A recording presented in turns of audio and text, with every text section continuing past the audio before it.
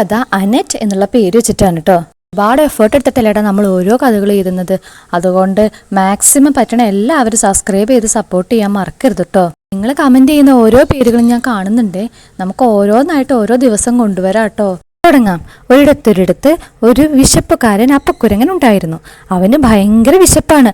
ഒരു ദിവസം വിശക്കുന്നില്ലോ, ഇനി എന്ത് ചെയ്യുമെന്നോർത്ത് അവൻ ഇരിപ്പായി. അപ്പോഴതാ കുഞ്ഞിമുയിലും കിട്ടുമുയിലും അതുവഴി വരുന്നത് മരത്തിലിരുന്ന് അപ്പു കണ്ടു. അവരുടെ കയ്യിൽ ഒരു പഴവും ഉണ്ടായിരുന്നു. ചുവട്ടിലിരുന്ന് രണ്ടുപേരും കഴിക്കാൻ അങ്ങ് തീരുമാനിച്ചു. അപ്പുവിനത് കണ്ടിട്ട് വായിൽ വെള്ളം വന്നു. അതെങ്ങനെയെങ്കിലും കൈക്കലാക്കണം അവൻ തീരുമാനിച്ചു. അപ്പു നോക്കുമ്പോൾ കുഞ്ഞിയും കുട്ടുവും തമ്മിൽ തല്ലു.